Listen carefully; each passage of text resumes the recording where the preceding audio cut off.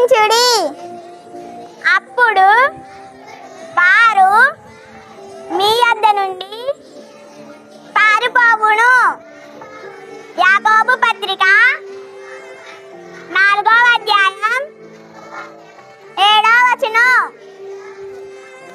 అపవాదిని ఎదిరించుడి, అప్పుడు వాడు మీ యొద్ద నుండి పారిపోవుడి.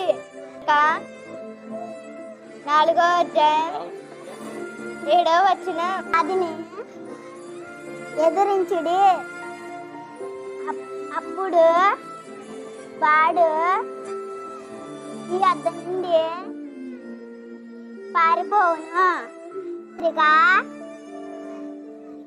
4వ అధ్యాయం 7వ